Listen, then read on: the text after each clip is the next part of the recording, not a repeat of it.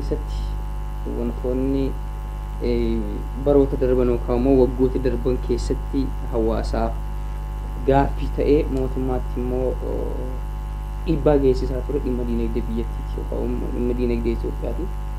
Dhimmi diinagdee Itoophiyaa kun garuu yeroo ammaa kana baatiin kurnan keessatti keessa erga humni jijjiiramaa humna haaromsaa dhufee booda qaamota alaarraa jechuun mootummoota gamtoomaniis ta'uu danda'a mootummoota ollaawwan gamtaa Afrikaarraas deeggarsa argataa jira yeroo ammaa kana dhageettii argataa jira. Qaamni misoomaa ta'e gara biyya kana akka dhufaa jiru wantoonni argaa jiru ni jira jechuudha.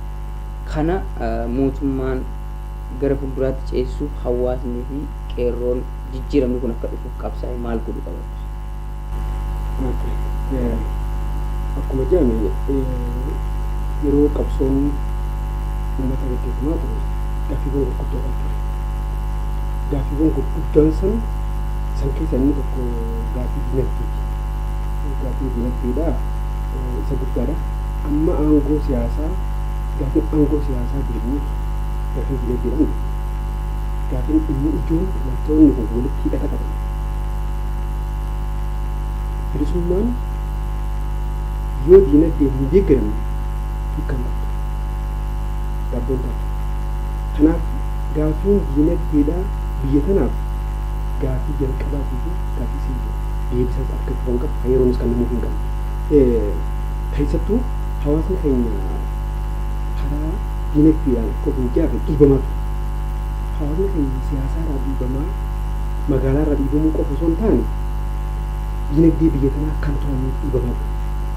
Paawul dinagdeen mataan isaa. Kanaaf hawaasa tokko cabsuudhaaf dinagdee isaa laaffisuu danda'u qabu.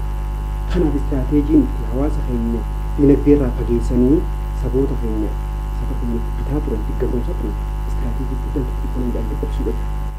Kun saba kana mataa ol qabachiisuudhaaf ikonoomiyaan saba kana ijaaruun hojii jalqabaa ta'uu qabdi. Yoo akka yeroo dhiyeenya kana qo'annaan gaggeeffamtee ifa taatee akka ibsitetti sadarkaa Oromoo dinagdeen afaan sadarkaa Oromoo keessa so'aa jiru keessaa parsantii 4 qofa Oromoon sosoofaa jiru. Parsantii 86 ol namoota biraa harka jiru. Dinagdeen biyya kanaa dinagdeen naannoo Oromoo keessattuu dinagdeen harki kaaraansii fiduu danda'u. Galii biyya alaa galchuu danda'u. Osoo naannoo kanarraa argamaa jiru daldala bunaa laaluu dandeessaa, cimaa laaluu dandeessaa, horii laaluu dandeessaa, horii laaluu dandeessaa, albuuda laaluu dandeessaa. Iddoon inni irraa argamu osoo ta'ee jiru garuu sochiin dinagdee saba kanaa parsantii 14 qofa jechuun qabachiisaa waan inni salphisaa. Hangamti akka akkamitti booddee hafnee jirru agarsiistuu guddoodha. Kanaaf akka mootummaan biyyoota adda addaa irraa deeggarsa karaa dinagdeetiin argatu akkasuma akkuma jiru ta'ee dinagdeedhaan saba kana ijaaruun saba kana tarkaanfachiisuun hojii guddoo dhaaba biyya kana hoogganuutii fi dhaabbilee maqaa Oromoo sossoban hundaati gahee nama hundaati as keessatti nama tokko dhiifamu. Carraan duraan gubuu ta'ee kan habaabse ka dallaanii fi ikonoomii jidduu ijaare sirna ture. Dalleenni san diigameera. Wanti gufuun itti hojjetu saboonni keenya sodaa keessaa bahee gara dinagdeetti of ijaaruu danda'uu qaba. Har'aan tana maaliif Oromoon kee har'aan tana wal ijaaree dinagdee buna biyya alatti erguu hin dandeenye? Jima maaliif biyya alatti ergachuu hin dandeenye? Horii maaliif biyya alatti ergachuu hin dandeenye? Kana qofaa miti achi biyya alaa deemee daldaluu danda'uudha qaba. Sabni keenya ijaaranii bifa gurmaa'een tarkaanfatee jechuudha. Daangaa biyyattii kana qofa osoo hin taane har'aan tana akkuma jedhamee jiru dipiloomaasii hojii dipiloomaasii guddaa hojjetame itti rakkoo kan ikonoomii jijjiiruu danda'u qaba. Dinagdee jijjiiruu danda'u qaba. Wadaba achiin jiru san akkamitti uummanni keenya tajaajilachuu danda'a? Akkamitti meeshaa itti naqachuu danda'a? Akkamitti meeshaa itti jijjiiruu danda'a? San qofaa miti Somaaleedhaa wajjin nagee bu'een wadaba achi jiru san akkamitti ijoolleen Oromoo uummanni Oromoo deemee fayyadamu? Haa sadarkaa kan ijaaruu danda'u qaba. Dinagdee bakka kanaaf hojjechuudha. Namni keenya dinagdee qabatee taa'u san bifa saayinsaawaa ta'een gara hojiitti ijaaramee yoo hin jijjiirre ammaan kanallee ga'een nuti gumaachuu dandeenyu xiqqisha qaba. Siyaasaan yoo ikoonoomiidhaan deeggarame murteessummaan isaa akkasuma taane. Kanaaf ani akka furmaataatti wanti lafa dhaabni biyya kun hoogganu yeroo hunda akka waraanaatti. Waraana jechuun qarasaa kan qara waraanaa qara san kan qarri san waraananii bukni seenuu danda'a. Wanti biraa seenuu danda'a. Dura qarsantu urga'uu qaba. Haala mijeessuu keessatti dhaabni naannoo kan hoogganuu dandeenyu kan hoogganuu dandeenyu ga'ee arbaa qabu. Hawaasa kana ijaaruu keessatti saboota ammaan dura ikonoomii to'ataa turan akkamitti akka ikonoomii san to'atan irra deebinee ilaaluu danda'ama. Ga'een dhaabbata siyaasaa ga'ee guddaa qabu keessatti. Kanaaf hawaasa hubannoo hin qabne ikonoomii kana akka kanatti fayyadamaa hin beekne kana hawaasa ijaaramuuf illee beekumsa gahaa hin qabne kana qaamni dura tarkaanfatee waan kana karaa irra kaa'uu qabu qaama ijaaramee gurmaa'ee biyya kana hoogganuuf gahee guddaa qaba ilaalcha jiru qaba. San bira dabree qaamni keenya qaamni ijaaramee ilaa gadi jiru ijaaramee adda addaa ijaaramee caasifti madda hawaasa keessatti dhaabbilee mormitoota kun alatti caasifti sirna abbootii gadaa jira qeenxoodhaa jiru abbootii kana hundaan godhutu beeti dinagdee saba kanaa bayyanachiisuu kan danda'u. Kanaaf ammaan kana gaafii itti aanee deebisaa argachuu qabu gaafii ikonoomii saba kana ijaaruuti hajjuu qabu.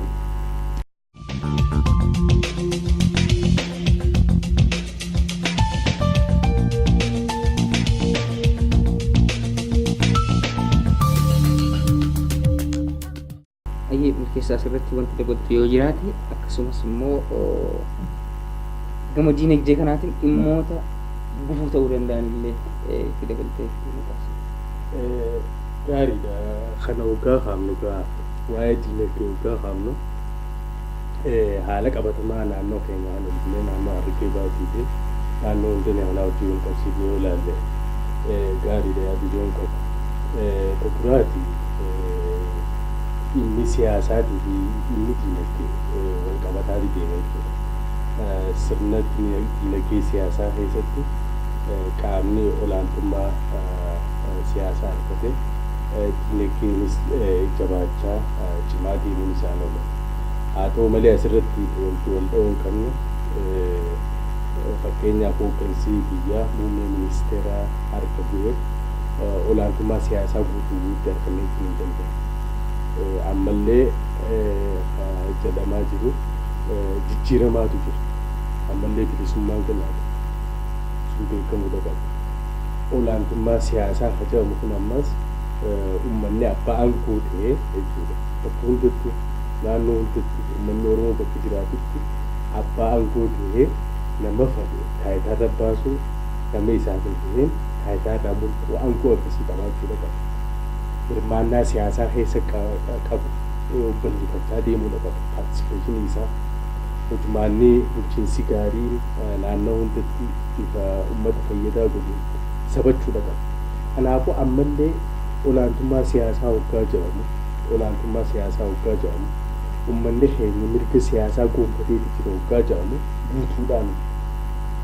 guutuudhaan carraan ammoo mirga siyaasaa guututti argachuudhaaf qabnu saaqamee jira. Kanaafuu haga uummanni nama isaaf ta'u buusee muudutti tarkaanfachuu qaba. Gadasiin amma yoo ilaalle fakkeenyaaf indikeetoroota tokko amma akka naannoo hundaneetti akka godina Harargee Baatiis yoo fudhanne dhaabni nama uummanni keenya nama aangoo fidaa jira. Hoggaa uummanni qeeqa irra dhiyeesse qeeqa uummataa dhagee buusuuf haatu jira. Kanaafuu maal nama agarsiisa? Gaaffiin gama siyaasaatiin dhaaba biyya bulchuuf uummati itti jirtu gaaffii jabduutu jira jechuudha. Uummataa fi dhaabni siyaasaa naannoo kana bulchu jechuudha adda fagoodha. Kanaafuu jijjiiramni gama siyaasaatiin jiru qacaleedha. Sun beekamuudha qaba. Jala sararamuudha qaba. Jijjiiramni gama siyaasaatiin jiru qacaleedha ammoo guddachaa dagaagsaa deemuudha qaba. Eenyutu guddisa? Qaama hunda. Qaama biyya bulchu, jaarmaalee siyaasaa morkitootaa, uummata, civic society kun hundi irratti hirmaatee siyaasaa qacalee irra jirtu kana siyaasaa amma maali? Dirreen siyaasaa ballachaa deemtee jechaa jirraami. Dimokiraasiin isaan akkasumatti akka ballachaa deemaa jiru. Kanaafuu wanti tun qacaleedha. Waan gama siyaasaatiin olaantummaan argame sun cufame jedhamu garuu jijjiirama gama siyaasaatiin argame kana bu'uura akka qabaatu gama diinagdeetiinis cimsaa deemuu gaariidha. Kun sirriitti adda bahamuudha qaba. Gama diinagdee yoo fudhanne meeshaan guddoon itti murnee biyya bulchaa ture, uummata itti qaqqabaa ture, diinagdee uummataa akka waliin baane, uummanni fayyadamaa diinagdee akka hin taane, uummanni waan ifiin oomisheen qixa itti laffeen akka fayyadamaa hin taane gufuu adda addaa uumaa ture. Waddaalee adda addaa maqaa isaaniitti hundeessanii hooggantootiin aangoorra jiran kun uummata mogga qabanii haala diinagdee kanarraa isaan fayyadamaa ta'anii jiru. Fakkeenyaaf naannoo keenya kanatti dur waldee nagaraa misuudhaatu jiru. Waldaalee bebbeekamoo naannoo harargee kanatti beekamaniitu jira. Waldaaleen sun yeroo sunitti sochii isaan godhan gaariidha. Uummata illee fayyadama haala isaan itti taasisaniitu jiru. Dhawaataan humni kiraayisisaabaa naannoo kana bulchaa ture waldaalee akkasii laamsheessee uummata waldaalee akkasii gaggeessuuf kaanii dhagguuree kaan biyyaa baasee waldaalee mataa isaanii hundeeffatanii uummanni akka laamsoo godhan.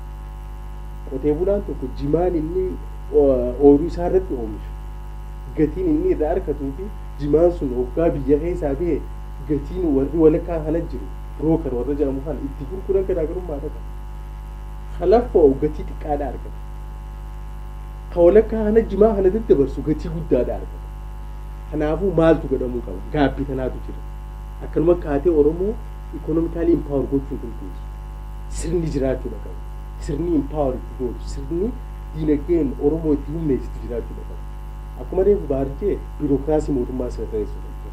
Biirokiraasii mootummaa akka uummanni Oromoo diinagdeen impaawar ta'u biirokiraasii sirreessuudha. Namni tokko daldala irratti bobba'uu mana hojii garaagaraa irratti waldaalee garaagaraa gurmeessuu danda'a.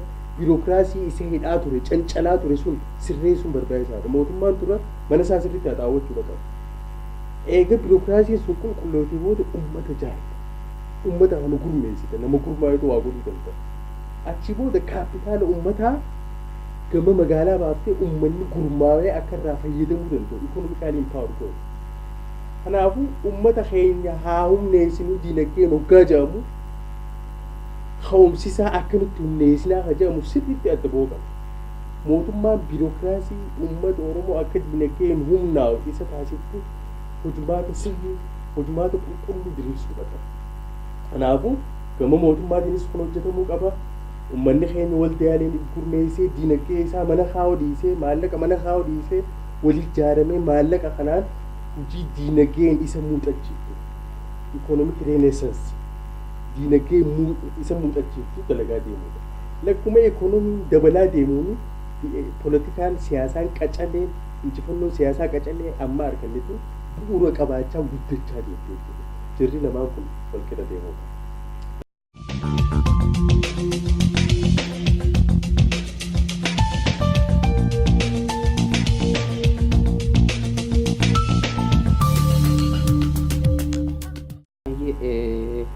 Yaada bal'aadha akkasiin kaasaa jirtanii xumura irratti akka waliigalaatti dhaamsa hawaasaafis mootummaafis ta'uu danda'a kan jettu gama olaantummaa seeraa kana kabachiisuu fi kabajuutiin wal qabatee dhaamsa daqiiqaa akka lama jaalle.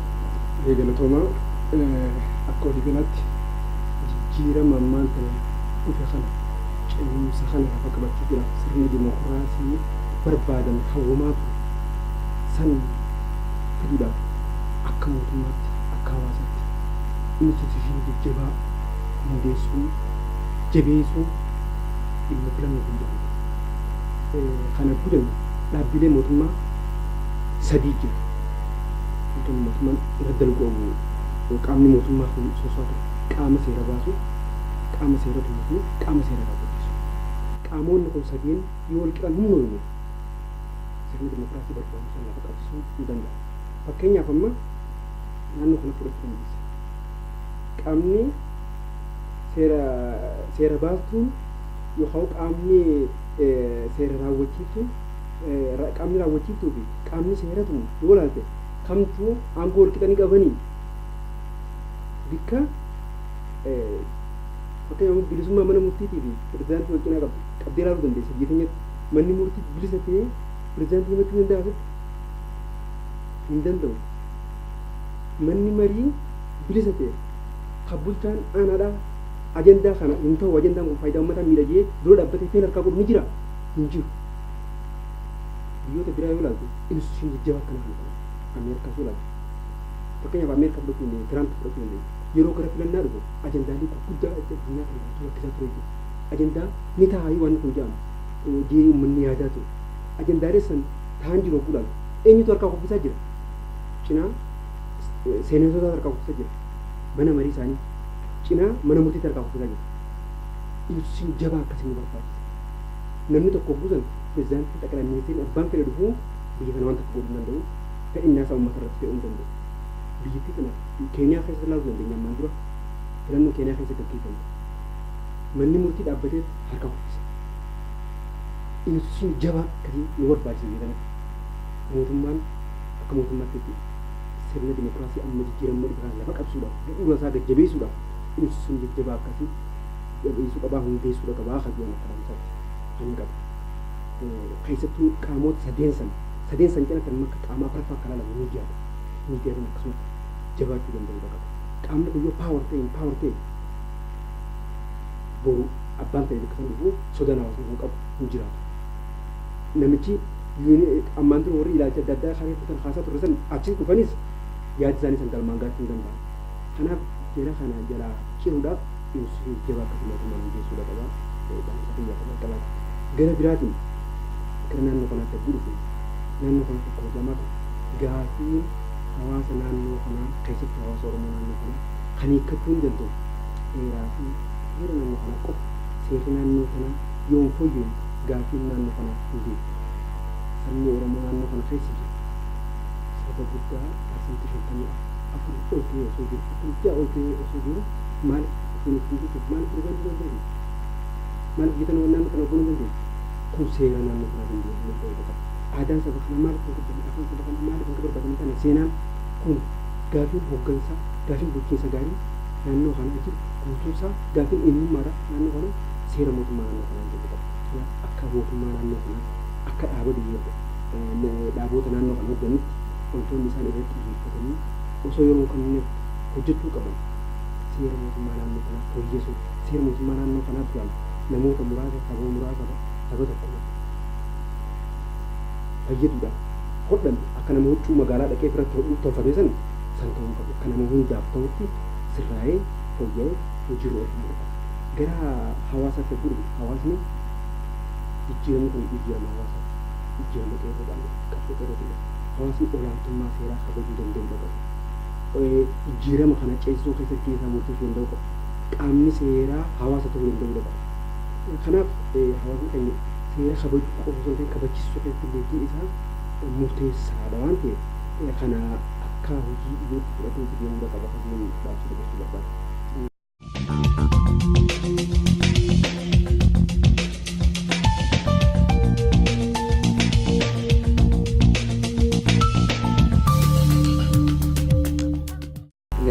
Akka dhaamsaatti wanti ati hawaasaaf dabarsitee jirti. Waa lamaan dabarsaa naannoon tuni hojii wal qabatee takka uummataa fi qeerroodha. Lammaffaa qaama mootummaati. Qaama mootummaati wanti inni dabarsu akkuma yaada turutti naannoon tuni kanatti bara 2010tti adeemsa keessa waliigaltee liigii biyyaalessaa fi hojii mallatteessanii jira. Waliigalteen sun qabxii 8 qabdi. Tokkoffaa waa'ee dhimma olaantummaa seeraa irratti waan kaayameetu jira. Lammaffaa waa'ee seera mootummaa naannoo kanaa irratti waan kaayameetu jira. Sadaffaa waa'ee gurmaa'ina waajjiraalee raawwachiiftuu fi naannoo fi haqaa wajjin wal qabate. Afuraffaa aadaa afaan eenyummaa Oromoo irratti waan kaayameetu jira. Carraa hojii dargaggootaa uumuu wajjin wal qabate. Akkasumatti ammallee qonnaan bultoota keenya kanneen naannoo kana buqqa'an qubsiisuu wajjin wal qabatee waa hedduu waan kaayameetu jira. Haga tokko hooggantoonni naannoo kanaa itti deemanii jiran haga tokko fakkeenyaaf amma afaan aadaa eenyummaa saba kanaa guddisuu irratti waliigaltee keessatti wanti inni ta'u gaggeessaa tokko achirra matuu jira. Laas ogeeyyoota isa jala ramadanii achi jechuudha waajjira aadaa fi turizimii bifa suniin eenyummaan aadaa afaan saba kanaa akka tokko fuudhuu fagaamu waan akka hoomsatti hojjetameetu jira. Gurmaa'ina wajjin wal qabatee fakkeenyaaf immoo waajjiraan nageenyaa fi waajjiraan muummee abbaa alangaa jedhamee adda bahuuf. Kanaafuu waajjira haqaa kan jedhamu kun waajjira muummee abbaa alangaa jedhamuudhaan ni murtaa'e. Kanaafuu akka naannootti gurmaa'ina bal'aatu hojjetamaa jira. Ta'ee garuu amma maal rakkoon waa hunda irratti hoomsaatu jira. Akka hoomsaatti waan hojjetamaa jiru jira. Wanti tun jajjabeeffamuu qabu. Gaariidha akka naannootti. Fakkeenyaaf waajjiraalee bakka tokko madamni itti aanaa qabanamee jira. Waajjira kominikeeshinii fudhachuu dandeenya, misooma magaalaa irratti, aadaa fi turizimii irratti, barnoota irratti akka hoomsaatti gaariidha. Kun ammoo gurmaa'ina wajjin wal qabatee rakkoo jirtu qaba kun beekamuudha qaba. Seera mootummaa jalatti waliigaltee irra waliigalaman gaafa adoolessata keessatti jechuudha ji'a lama keessatti toora fulbanaa fi akkanaa wanti kun raawwatee mana mariitiif dhiyaataa akka jedhamu kaayamee jira. Achirraa as amma ji'a torba. TOR dhiyaatee karoorri isaa itti fooyyessan koreen nama torba qabdu hunduutee akka wanta sun baatii lama keessatti dhiyeessan. Wanti sun ammoo hoggaa koreen karoora dhiyeessitu karoora dhiyeessisuu irratti waliigaluu dhabuudhaan addaan facaatee jira. Ilaa ammaa koreen sun deebitanii hojjettanii jechuurraa kanaaf haga haleettee jiru odeeffannoon qabu koreen sun walitti deebitee seera mootummaa fooyyessuu hin dandeenye. Ammoo waliigaltee jaarmee lamaanii keessa jira. Kanaafuu handhaamsini mootummaaf dabarsu jijjiirama muraasaa ture. Fakkeenyaaf aanota baadiyyaa ODP jalatti deebisuu gurmaa'ina amma waan irree fisiisu kun tokko jechuudha. Qabxii 8 keessaa gurmaa'ina wajjin wal qabattee qabxii jirtu. Qabxiin taan hundinuu akkanumatti haa hojjetu. Seerri mootummaa yoo fooyyee ammaas waan biraa hunda yoo hojjettu ni fashalu. Bu'aa takka hin qabu. Seerri mootummaa kun fooyya'uu qaba. Seerri mootummaa kun maaliif akka? Kanaafuu uummanni gama kanaan dhiibbaa taasisuu danda'uu qaba. Koree dhaabbii seeraatu jira mana maree keessatti. Waajjira ODP'tu jira. Waajjira itti aanaa pirezidaantiitu jira. Kanaafuu uummanni naannoo kana jiru seerri mootummaa kun karaa nagayaatiin akka fooyya'u dhiibbaa cimtuu taasisuu qaba. Seerri mootummaa kun yoo fooyya'u hireen uummanni keenya ittiin of bulchuudhaa qabu bu'uura qabaachuu hin danda'u. Gaafiin abbaa biyyummaa uummanni Oromoo naannoo kanaa kaasaa jiru deebisaa argachuu hin danda'u. Hurree lamaatu nurra jira. Biyyaa nurraa kaate hurreen naannoo kanaa nurraa kaate. Hurree naannoo kanaa maaltu nurraa kaate seerri mootummaa fooyya'uudha. Kana ergaan naan dabarsu. ODP'n jijjiiramni eegalame gaariidha. Ammoo jijjiiramni kun jijjiirama ka'umsaati. Jijjiirama waliigalaa fiduudhaaf qabxiiwwan achi keessatti waliigaltee keessatti eeraman guutuutti hojiitti akka eegaman dhiibbaa mataa isaa taasisuu danda'uu qaba. ODP'nis taasisuu qaba. Uummanni ammoo ODP irratti taasisuu qaba. Hajaamuu qaba. Tabiraa olaantummaa seeraatu wajjin wal qabatee olaantummaa seeraa reefu kaayatiin jira. Olaantummaa seeraa kabajuun saba hunda fayyada, nama hunda fayyada. Olaantummaa seeraa kabajuun ammoo Oromoo caalatti nuti hooggansa biyyaati si qabna. Itti gaafatama dachaati qabna. Kanaafuu seerri miidhamuu keessatti olaantummaa seeraa kabajuu dhabuu keessatti sababa sablammoota hedduutu miidhama.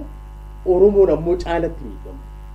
Kanaafuu seerri mootummaa yoo cabe sababa sablammoonni miidhaman Oromoon caalatti miidhama. Seerri mootummaa yoo kabajame sababa sablammoonni ni fayyadaman Oromoon caala fayyadama. Kana tilmaama keessa galchinee waan nageenya keenya jeeqaatirraa if qusachuudha qabna. Olaantummaa seeraa kabajuu qabna. Wajjin jireenya sabootaa wajjin qabnu daran cimsuu qabna.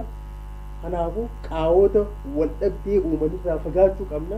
Qeerroo fi uummanni keenya kan hubatee gaafiin keenya bifa nagayaatiin akka deebitu olaantummaa seeraa kabajuu kabajsiisuus dirqama qabnaa kajoo sirriitti beekuu qaban ergaa jechuun dabarsa.